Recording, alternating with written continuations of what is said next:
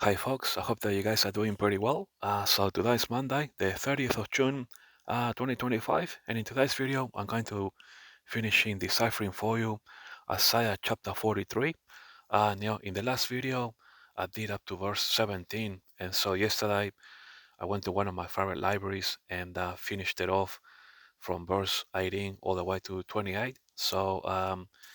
Yeah, we just got a few more to go, folks, and then we'll finish up. Sometimes these long chapters, depending on how many there are. Example, like if you go say to about 30 verses, it can take up to maybe 2 or 3 days work, maybe a good anywhere between 10 to 15 hours. So yeah, that can take a while.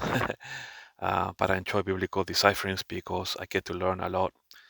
So, and there is a lot to learn in the Bible, and I don't know the full Bible, all of it yet.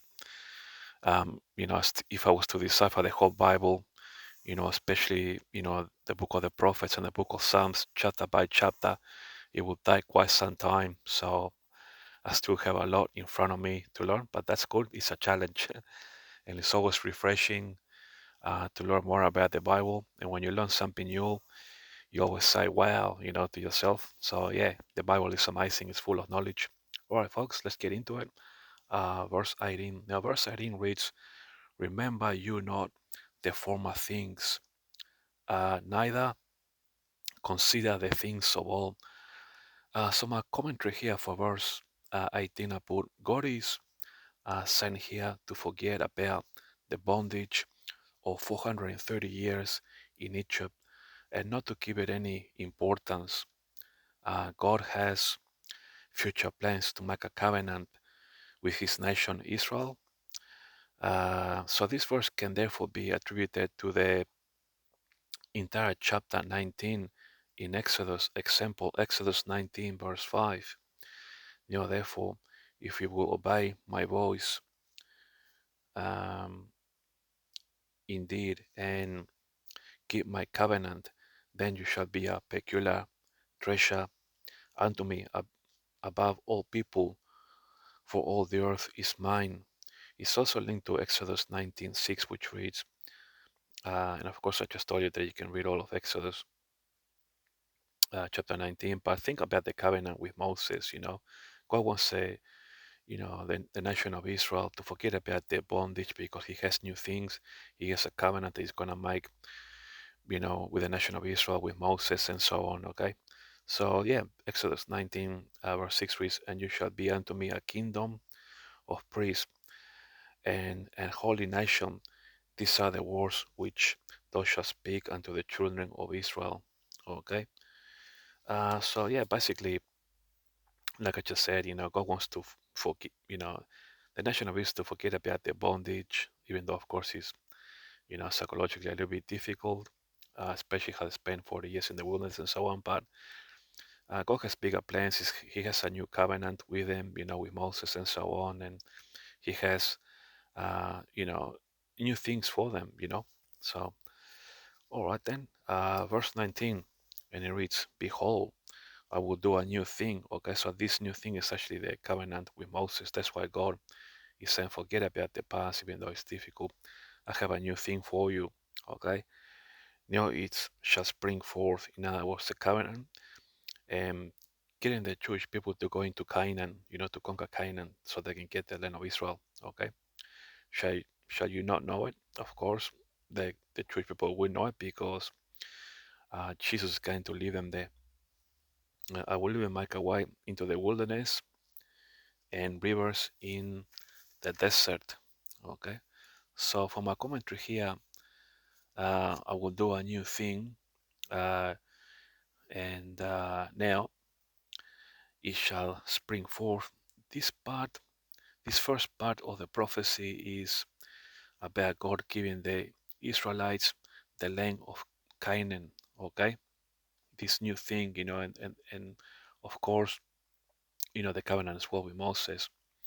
It's a new thing, if you like, that God is about to do, and the Jewish people will be led into Canaan by the wilderness and enter in it with the Ark of the Covenant by crossing the Jordan River.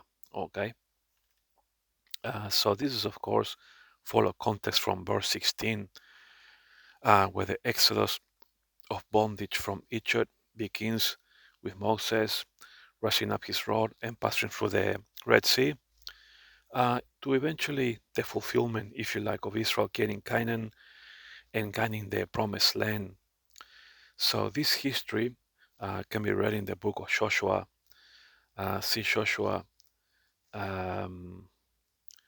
1, uh, verse 1 to 16, verses 1 to 16, and see Judges 2, 1 and Deuteronomy 32:10 as examples, if you like. So, yeah, so the fact that is that, it's saying here, I will even make a way through the wilderness and rivers in the desert. Okay, so one of the rivers in the desert is, of course, the Jordan River, and so yeah, the Israelites will have to go through the wilderness and eventually end up by the Jordan River, with Joshua. So, and I just put some examples here, which you can read, those prophecies if you like.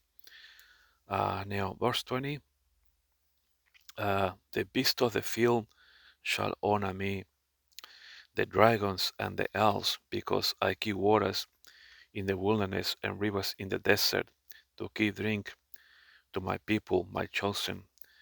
So for my commentary here, I put, so once Israel has become a nation, or once I enter into Canaan, God is going to keep his promise made to Moses in Exodus 3:8, where he reads, and I am come down to deliver them out of the hand of the Egyptians, and to bring them up out of the land unto a good land, and a large unto a land flowing with milk and honey. So if it says here, a land flowing with milk and honey, if this land is flowing with milk and honey, it means that the whole ecosystem, okay, the whole ecosystem of both fauna and nature will, um, will provide both food and water in the abundance for both the Jewish people and the animals. Okay, there are some verses in the Bible that allude to God providing in abundance. For example, John 10, verse 10, the thief comes only to steal and kill and destroy. I came that they might have life and have it abundantly. Okay, so if God is going to feed the animals in the wilderness, then God is going to make sure that there is abundance in the land of Israel to provide for the people and also for the animals as well.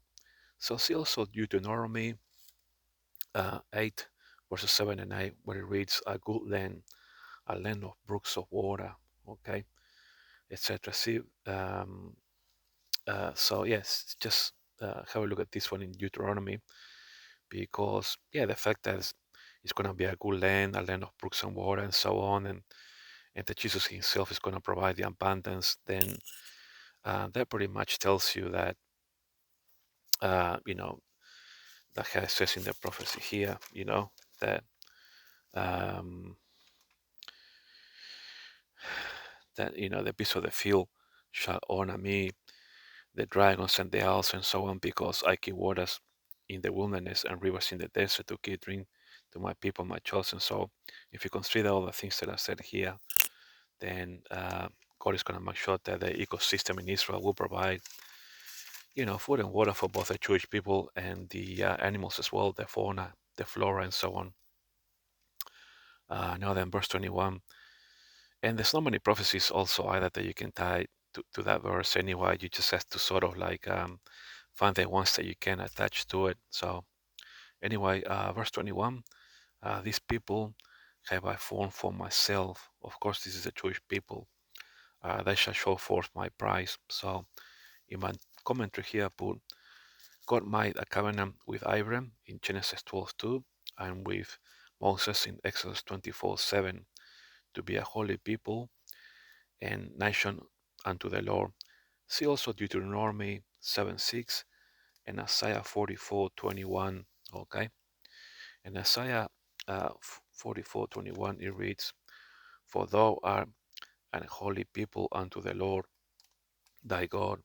The Lord thy God hath chosen thee to be a special people that are upon the face of the earth." Okay, so this goes really well with this verse here.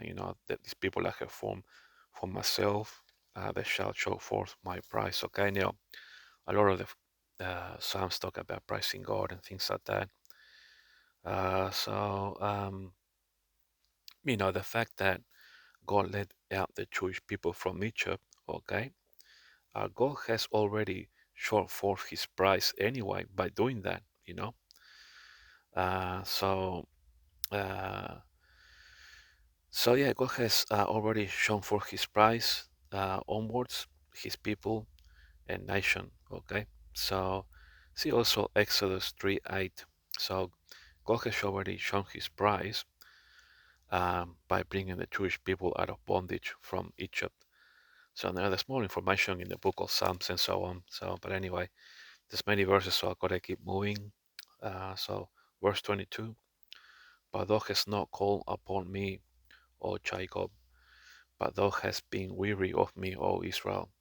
So, for my commentary, this prophecy is under the law in the days of Isaiah the prophet. Okay, so this prophecy is under the law when the southern kingdom of Judah fell into moral decay and idolatry.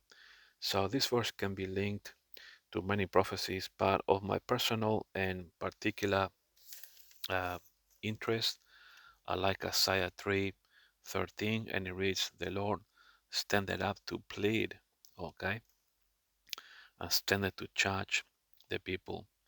And then in Isaiah 5:13, it reads, "Therefore my people are gone into captivity because they have no knowledge," okay, and their honorable men are famished, and their multitude dried up with thirst. So I think that these two prophecies, some set all up, in the days of Isaiah, with moral decay and so on, So, I guess just to recap, thou hast no call upon me, Yeah, of course, with the moral decay and so on, uh, you know, that's of course to be expected, But anyway, that was a sad time in Jewish history. So, but anyway, let's move on then to verse 23. "Thou hast not brought me the small cattle of thy burnt offerings, neither hast thou honored me with thy sacrifices. I have not caused thee to serve with an offering, nor wearied thee with incense." So basically, for my commentary here, this is also a prophecy under the law when Judah or the southern kingdom in the days of Isaiah the prophet failed to honor God with the sacrifices for the forgiveness or atonement of sins, if you like, but instead they were worshipping idols as per Isaiah 2:8. And Isaiah 2:8 reads, "The land also is full of idols." Okay, they worship the work of their own hands, that which their own fingers have made. So yeah, they're just following, worshiping idols. So yes, that's a prophecy, fulfilled under the law in the days of Isaiah. So now then, verse 24. Uh, you can always pause the video and go back and study these prophecies and do a bit of thinking of what I have said here anyway. So, but I have to move on because otherwise it will make for a longer video.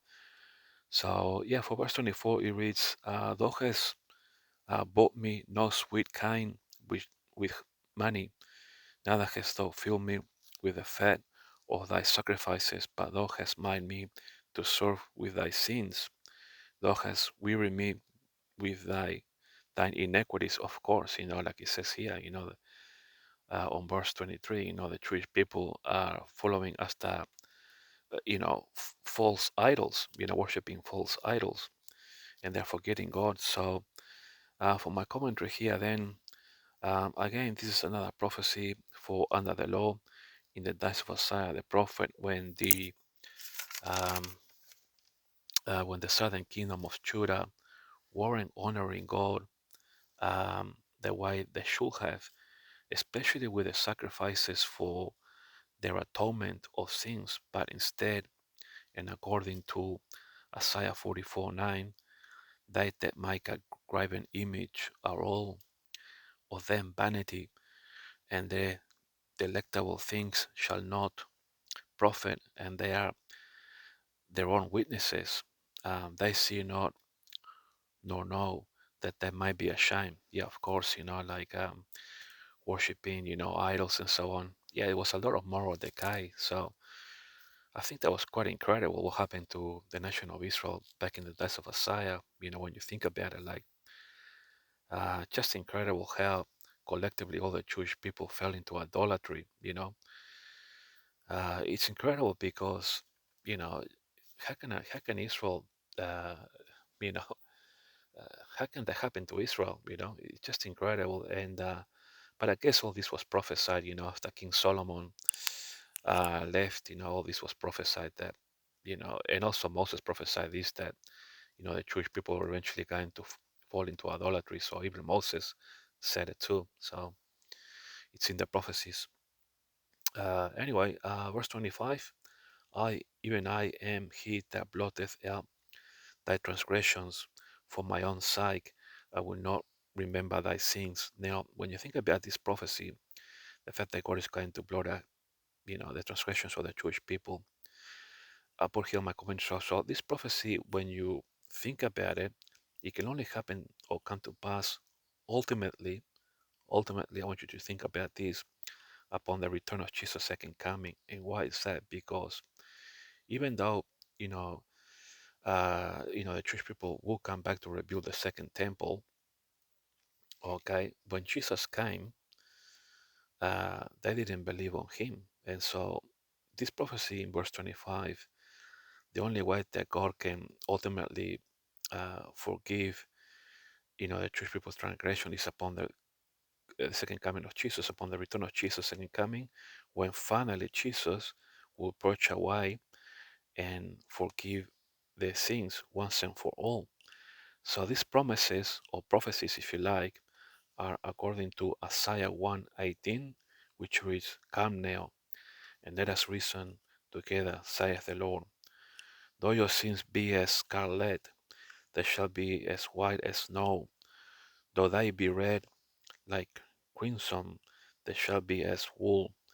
So see also Romans 11:26, Zephaniah 3:13, as well as Isaiah 44, verse 2. So sorry, I wrote down like here twice, so it should only be one. So yeah, Romans 11:26 in Zephaniah the 3:13 is saying that God is going to take away all the iniquities of Israel upon His second coming for the millennial kingdom. Now then, verse 26: Put me in remembrance, let us plead together, declare thou that thou mightest be justified. Commentary. So this prophecy is also under the law in the days of Isaiah the prophet. Um, God is pleading with the southern tribe of Judah, if you like, or the southern kingdom. Uh, Sorry, I shouldn't have said southern tribe. I should have said southern kingdom. Sorry, sometimes my writing is too quick because I got too much to decipher. So, southern kingdom, okay, or tribe of Judah, to reconsider the. Um, Give me one sec.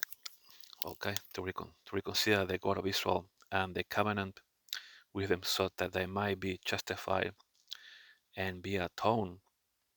So this verse is perhaps summarized in Isaiah 44 verses 20 and 21.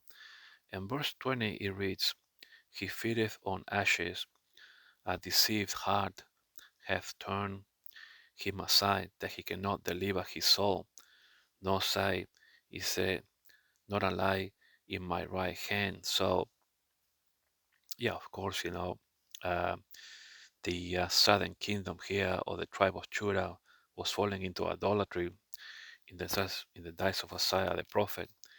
To me, it's just incredible. Of course, it was prophesied earlier, that after, King Solomon left, and also Moses prophesied that this was going to happen, with the split of the southern kingdom of Judah and Israel.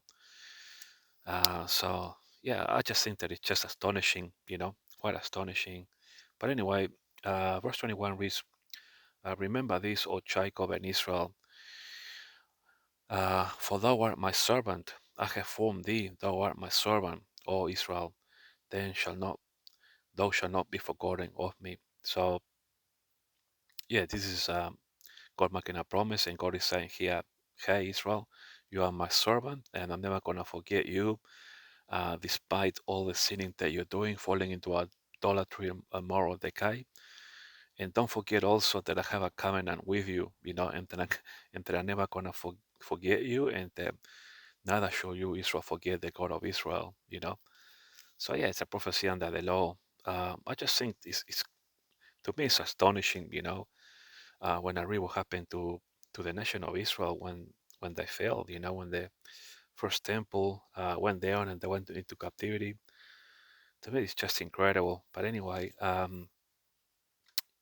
like I said, it was prophesied. But anyway, verse 27: Thy first father hath sinned, and thy teachers have transgressed against me. And then it follows on with verse 28: Therefore I have profaned the princes of the sanctuary and have given Jacob to the curse and Israel to reproaches. So for my commentary here, thy first father had sinned is probably Jacob, because out of Jacob come the 12 tribes of Israel. So really Jacob, if you like, is the first father of the nation of Israel, I think, when you think about it, because Jacob had the 12 children which made up the 12 tribes of Israel. So anyway, whom is the father of the 12 tribes of Israel? Okay, Jacob. Jacob sinned, like it says here, your first father sinned. Now Jacob sinned by deceiving his father Isaac, okay, to steal the blessing of his brother Esau. But anyway, God would that this will happen anyway. Thy teachers have transgressed against me.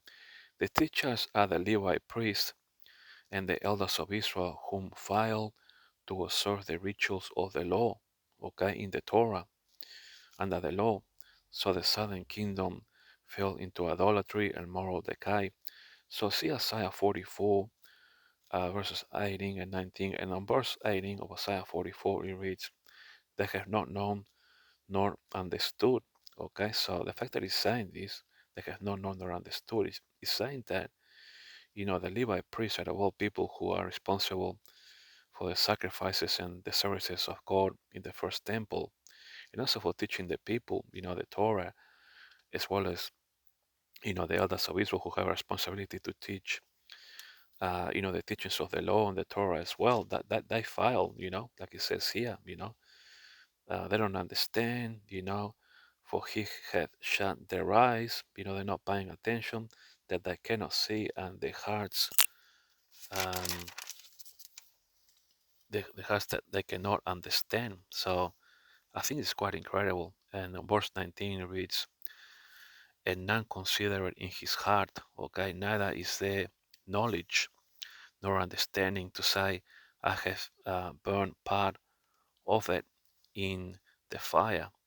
Yea, also I have baked bread upon the what's that word there? The coals thereof. I have roasted flesh and eaten it, and shall I make the residue thereof an abomination?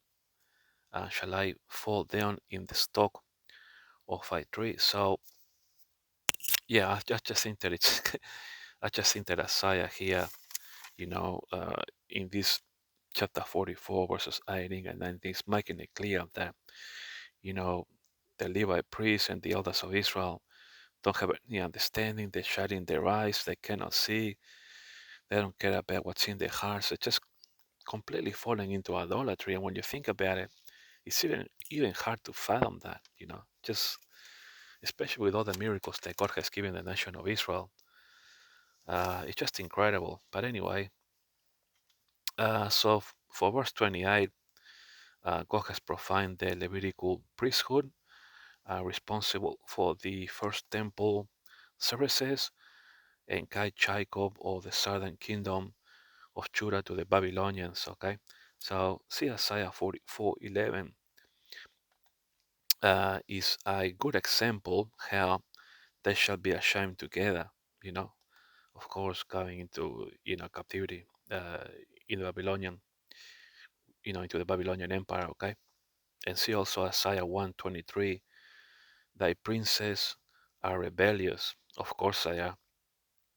And so in Isaiah 5:13 it reads, therefore my people are going into captivity because they have no knowledge, and their honorable men are famished. The honorable men will be the Levite priests and the elders of Israel back in those sides who, you know, and of course the king of Israel and so on, and other noble men, etc. So that group of leadership, if you like, are famished, and the multitude dried up with thirst. So see also Jeremiah 29:4, and it reads, thus saith the Lord of hosts, the God of Israel, unto all that are carried away captives, of course that's into Babylon, whom I have caused to be carried away from Jerusalem unto Babylon, and of course we know that it was for a period of 70 years. So yeah, that's it, folks. Thanks for watching. Yeah, I just think that it's incredible. It really is difficult to fathom what happened to Israel. Especially all this happened after King David and after King Solomon. And when you think about how much King David, had achieved for Israel, and King Solomon, how could Israel fall like this? Uh, of course, it was prophesied by Moses, and also it was prophesied that after King Solomon, you know, death, if you like, that they were gonna fall. But it's just incredible. But anyway, all right, folks, thanks for watching, and I'll talk to you all later.